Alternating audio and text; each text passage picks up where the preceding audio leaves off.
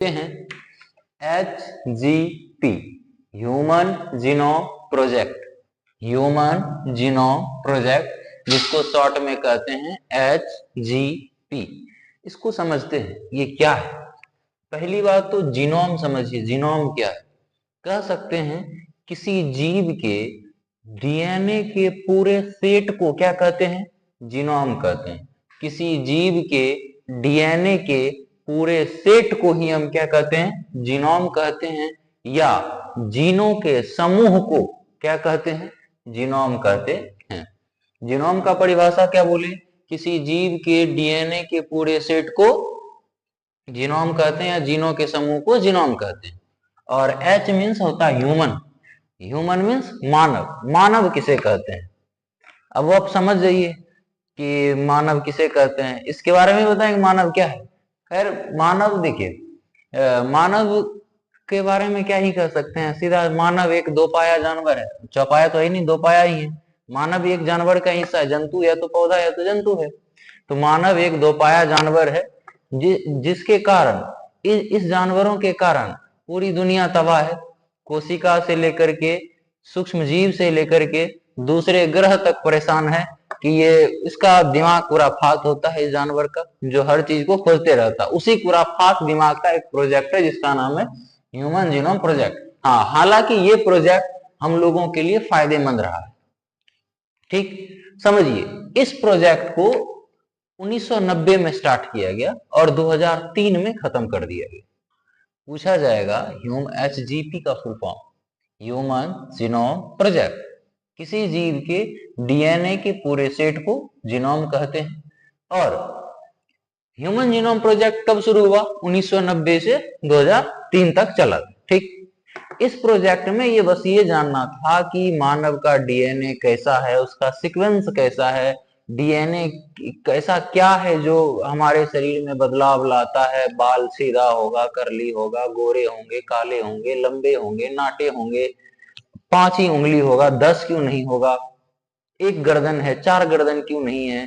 ये सारा कुछ डीएनए पर डिसाइड होता है। और इस डीएनए के अंदर ऐसा क्या है, कैसे सीक्वेंस में है डीएनए, आरएनए, इस सब चीजों को जानने के लिए coding DNA, non coding DNA, ये सब को पता करने के लिए एक प्रोजेक्ट चलाया गया जिसका नाम था HGP, ह्यूमन जीनोम प्रोजेक्ट। इसका उद्देश्य कोई निगेटिव या नकारात्मक नहीं था, इसका एक सकारात्मक उद्देश्य है जिसके बारे में हम जान करके पुराने बहुत सारे रोग जो कि अभी तक ठीक नहीं हो पा रहे हैं, उसका इलाज नहीं है, वो मिल सका इसके कारण। और कई आनुवंशिक रोग को खत्म करने में मदद मिला। और कई हाइब्रिड ऐसे जीवों के बारे में पता बनाए, नए नए चीजों को बनाने में मदद मिला था। ठीक समझिए, HGP क्या है, तो यह एक मानव के जीनोम यानी कि उसके पूरे सेट को जानने का एक परियोजना था जो 1990 में प्रारंभ हुआ, 2003 में खत्म हो गया। जब इस प्रोजेक्ट को चलाया गया तो इसमें पता चलता है कि मानव में लगभग 3 गुना 10 पर पावर 9, 3 गुना 10 पर पावर 9 बेस पेयर है। मानव में लगभग 3 गुना 10 पर पावर 9 बेस पेयर है। तो उस समय इस प्रोजेक्ट का कॉस्ट क्या पड़ा होगा, तो कहा जाता है इतने सारे बेस पेयर में एक बेस पेयर को पता करने में $3 खर्च होता था। और पूरे 3 गुना 10 पावर 9 जितना भी बेस पेयर है उसको पता करने में उस समय $9 बिलियन खर्च हुआ था। मिलियन के बाद बिलियन आता है, $9 बिलियन खर्च हुआ था। और जब इसका रिपोर्ट जारी हुआ तो कहा जाता है कि एक पेज जो होता है, एक पेज उसमें 1000 वर्ड लिखा जाए, एक पेज में 1000 वर्ड लिखेंगे तो ऐसे ऐसे 1000 पेज मिला के एक किताब बनाया था वो। यानी इसका जो रिपोर्ट जारी हुआ था वो 1000 पेज का किताब था और वैसा वैसा 3300 किताब छापा गया था इसका रिपोर्ट। सोचिए ये प्रोजेक्ट कितना ज्यादा जरूरी था। पहले शुरुआत में तो कुछ बड़े बड़े देश था, जिसमें कि अमेरिका का कुछ संगठन, ब्रिटेन का कुछ संगठन था, फिर अमेरिका इंटरफेयर किया, फिर चीन, जापान और जर्मनी, फ्रांस जैसे ऐसे बड़े देश भी शामिल हुआ था। कहा जाता है, यहाँ पे लिखे हैं जीनों के समूह को हम क्या कहते हैं, जीनोम कहते हैं। उस समय ह्यूमन जीनोम में कितना वो खोज किया था, तो बताया था 3000 नहीं 31,647 करोड़ क्षारक होते हैं। 31,000 क्षारक वो बेस पेयर है जो हम डीएनए वाले टॉपिक में आपको पढ़ाए थे। प्रत्येक जीन में, ये याद रखिएगा, प्रत्येक जीन में कितने क्षारक होते हैं? 3000। प्रत्येक जीन में कितने क्षारक होते हैं? 3000, याद रखिएगा। अब समझिए, हमारे बॉडी में बहुत सारा जीन है। सबसे बड़ा जीन कौन सा? तो सबसे बड़ा जीन का नाम है डिस्ट्रोफिन। सबसे बड़ा जीन का नाम क्या है? डिस्ट्रोफिन। आपसे पूछा जाएगा सबसे बड़े जीन का नाम क्या है? डिस्ट्रोफिन। कितना बेस पेयर? 3 गुना 10 पे पावर 9 बेस पेयर होता है। अब देखिए, ह्यूमन जीनोम प्रोजेक्ट कब शुरू हुआ? 1990 में। खत्म कब हुआ? 2003 में। सबसे बड़े जीन का नाम डिस्ट्रोफिन। उस डिस्ट्रोफिन में जो क्षारक था वो लगभग 2 करोड़ से अधिक था। अब पूछिएगा, जीन, सबसे बड़ा जीन तो आप जान गए डिस्ट्रोफिन है। अब आपसे पूछेगा कि हमारे मनुष्य के बॉडी में 46 गुणसूत्र है, उसमें से ऐसा कौन सा गुणसूत्र है जिसमें सबसे ज्यादा जीन है? तो याद रखिएगा, गुणसूत्र का पहला नंबर 46 को में जो पहला नंबर का यानी गुणसूत्र 1 जो है उसमें सबसे ज्यादा जीन है। कितना जीन है? तो याद रखिएगा 2968 जीन, यानी 2968। ठीक, 2968 इतना जीन है। पूछेंगे सबसे ज्यादा जीन किस गुणसूत्र में? पहला गुणसूत्र में। सबसे कम जीन किस में? तो वाई गुणसूत्र में।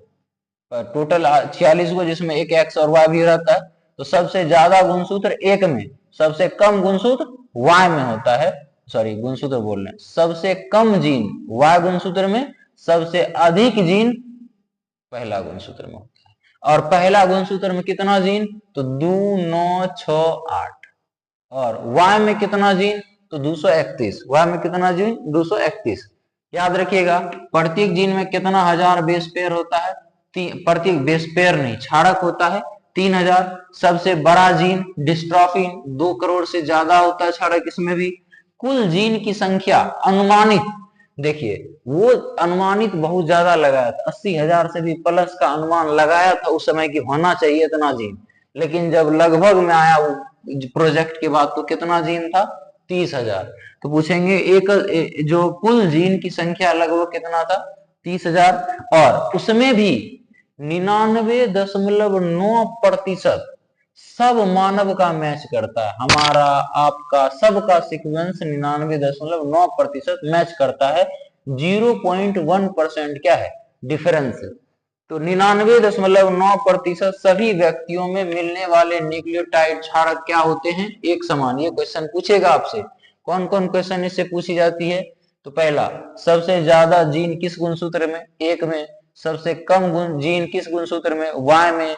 और उसके बाद संख्या भी पूछेगा। सबसे बड़ा जीन डिस्ट्रोफिन, उसके बाद कितना कितना का आसपास प्रतिशत मैच करता है? 99.9%।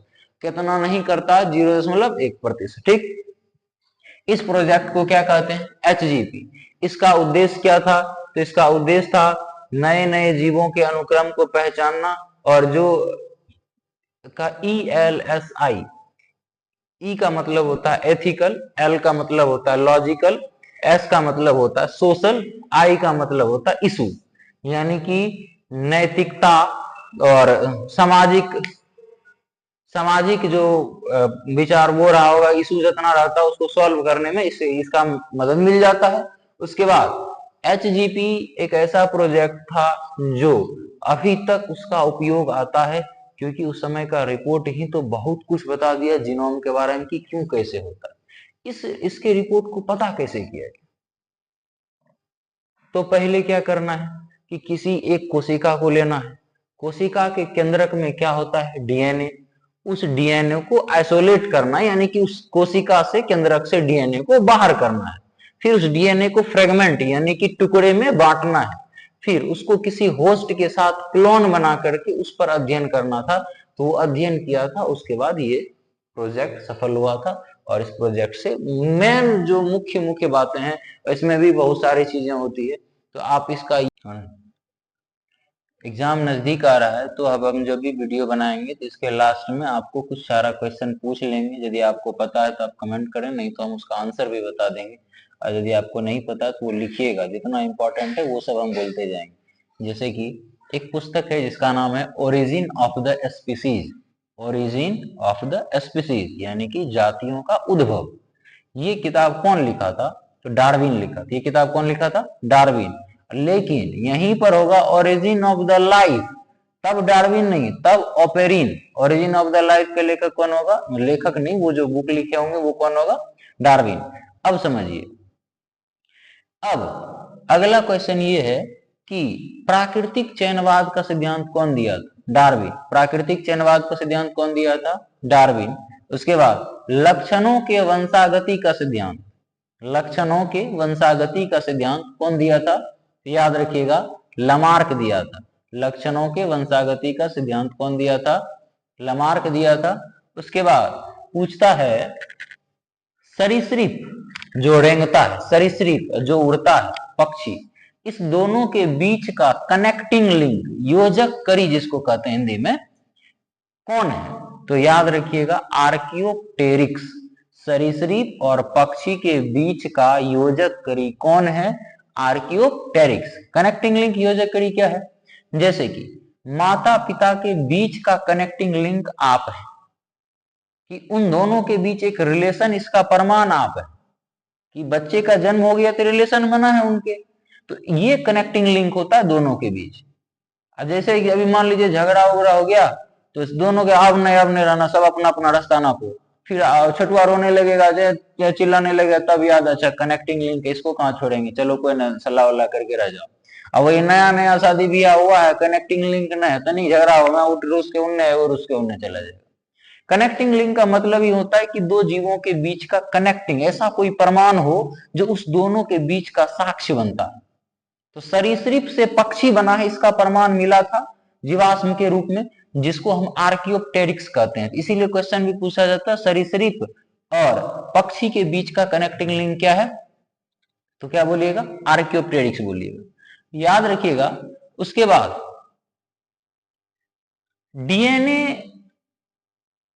डीएनए में न्यूक्लियोटाइड होता है। न्यूक्लियोटाइड तीन चीज से बना होता है, क्या क्या? NSP, नाइट्रोजनी क्षार, सुगर, फॉस्फेट। क्या क्या बोले? नाइट्रोजनी क्षार, सुगर, फॉस्फेट। डीएनए में जो न्यूक्लियोटाइड होता है वो किससे बना होता है? तीन चीज से, नाइट्रोजनी क्षार, सुगर, फॉस्फेट। बताइए डीएनए में ATGC होता है कि AUGC होता है? डीएनए में ATGC होता है और आरएनए में AUGC होता है। उसके बाद बताइएगा डीएनए और आरएनए में मानव का आनुवांशिक पदार्थ क्या है? जेनेटिक मटेरियल क्या है? डीएनए है। और बैक्टीरियोफेज का जेनेटिक मटेरियल क्या है? ये आपको बताना है कि बैक्टीरियोफेज का आनुवांशिक पदार्थ डीएनए है या आरएनए है। धन्यवाद।